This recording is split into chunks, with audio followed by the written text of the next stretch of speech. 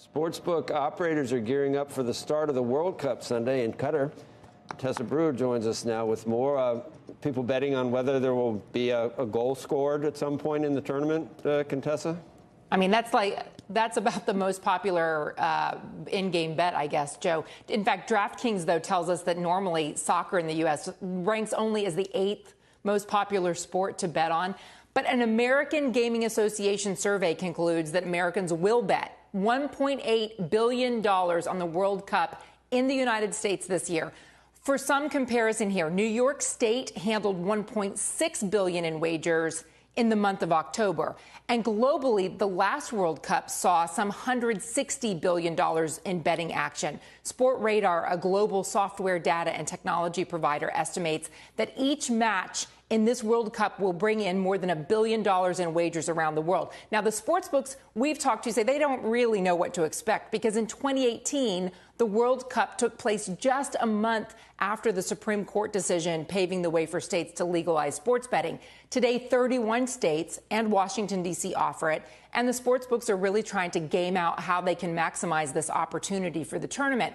PointsBet, for instance, tells us it's translating its app into Spanish so that they can reach more soccer fans.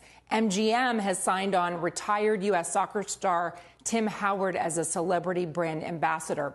And DraftKings says most of its betting action now coming in is on the favorites, Argentina and Brazil.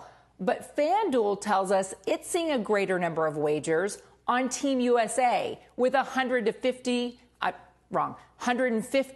to 1 odds.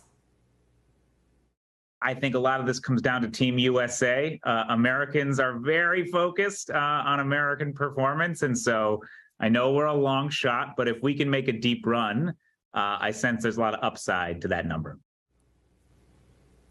They're hoping the enthusiasm drives more action. The U.S. plays Monday, 2 p.m. against Wales. And for those attending the match, real questions now about whether they'll be able to enjoy a beer at the match. The New York Times reports this morning that Qatar has pulled an about-face and will not allow beer sales at the World Cup. We've reached out to Budweiser to ask about their reaction. After all, they have a $75 million sponsorship deal with FIFA, and there was supposed to be Budweiser branding and opportunities for sales everywhere, Joe. What? It sounds frivolous. This is going to be a big story, I think, Contessa. And you just noted why. There's a lot of money involved in this, not just about the enjoyment of going and having a beer. You don't have to have 10 beers necessarily, but it's just crazy to not.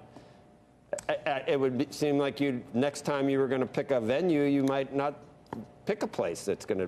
What's the rationale? What's the rationale? Well, FIFA's been. I will say FIFA's been under a lot of scrutiny and skepticism over choosing to allow Qatar to host the World Cup in the first place because of its history of human rights abuses. There's just been a lot of backlash about this, and the fact that Qatar had committed to permitting these sales of beer and then does this very last minute. I mean, 48 hours or so until the first match, and they've done this about face.